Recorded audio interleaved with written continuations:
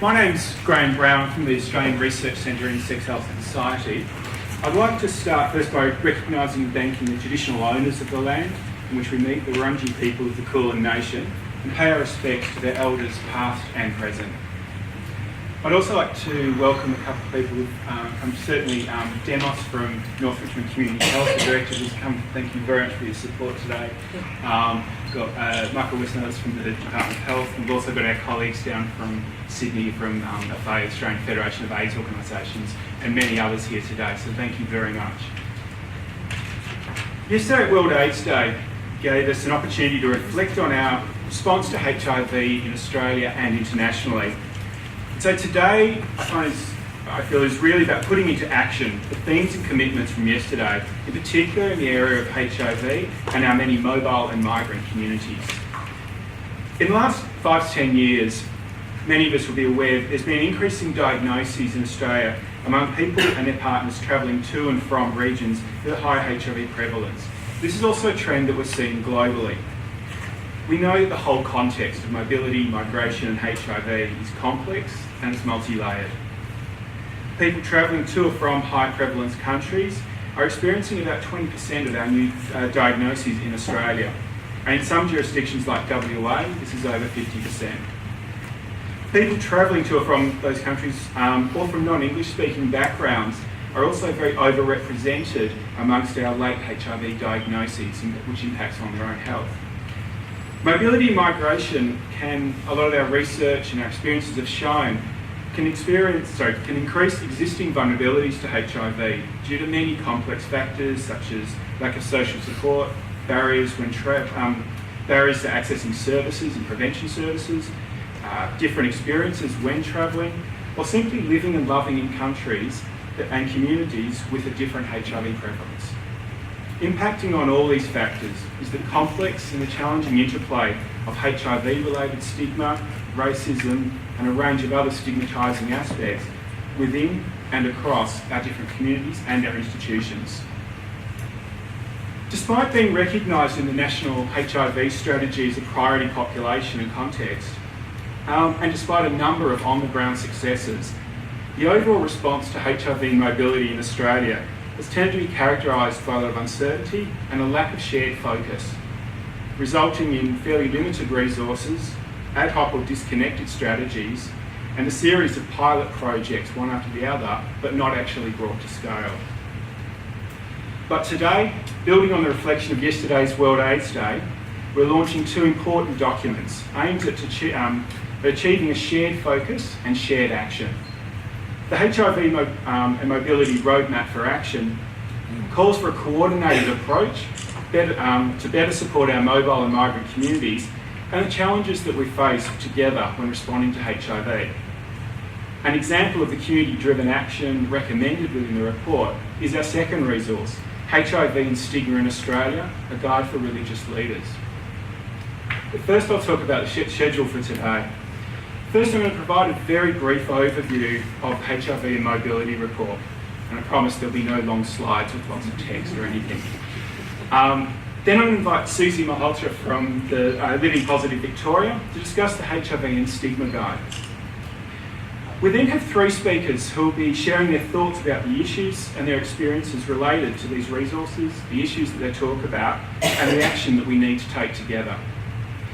First, Dr. Samuel Mutoki from the Centre for Culture, Ethnicity and Health will be speaking. Then Chris Lemo, whom you know from Monash Health, as well as the Victorian African Health Action Network. And Simba, one of our community members who's experienced the challenges of this emerging area. So first I'd like to talk about, just briefly, the HIV and Mobility Report. Over the past 30 years, Australia has achieved some great results from community-driven response supported by evidence-based policy and programs. And the aim of HIV Mobility Project was to continue and help this success in this new emerging area. The HIV Mobility Project saw the 3 centres, the Australian Research Centre in Sex Health Society, the WA Centre for Health Promotion Research, and the WA Sexual Health and Bloodborne Virus Applied Research and Evaluation Network, otherwise known as ARCHES, WATCHPER and SIREN, So the last one being from our colleagues at Curtin University. We pooled all our resources with some funding support from the Commonwealth Department of Health to see if we could get some changes happening. We did this so that we could draw together what we understand and the different ways of looking at international mobility, HIV, and its role in the Australian HIV epidemic. We'd originally planned to develop a discussion paper about research needs and priorities in the area of HIV and mobility.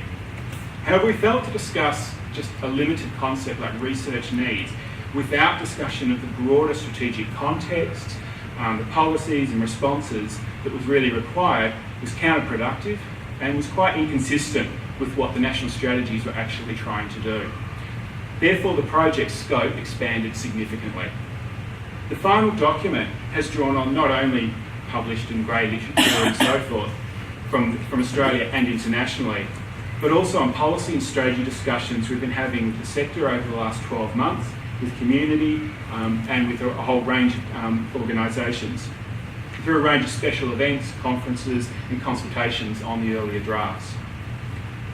On that note, I'd like to thank my co-authors, Rowena Lobo, Gemma Crawford, Patricia Langdon from Curtin University, and also Mel Doheny and Kahila for their tireless work in formatting, referencing and trying to herd a bunch of academics.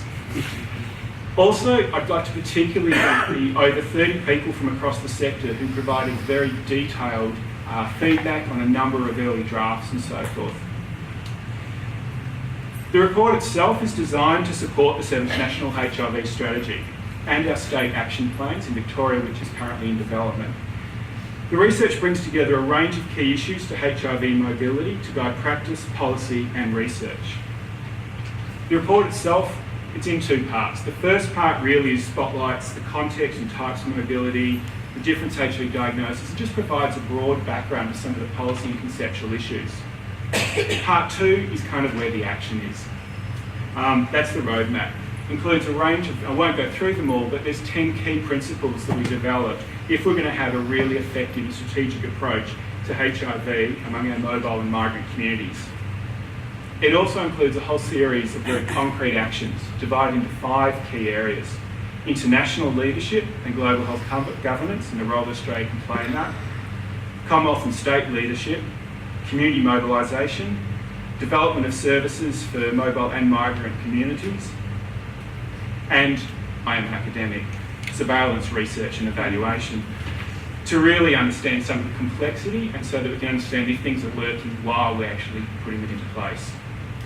I'm not going to go through all those, I'll leave that for your reading pleasure and consideration.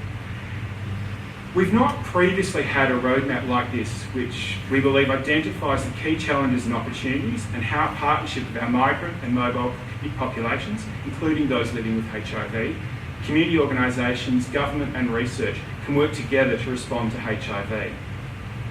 So on that note, I'd like to invite Susie Malhotra from Living Positive Victoria to talk about an example of the community action we recommend, and a new resource also being launched today, HIV Stigma in Australia, a guide for religious leaders. Susie.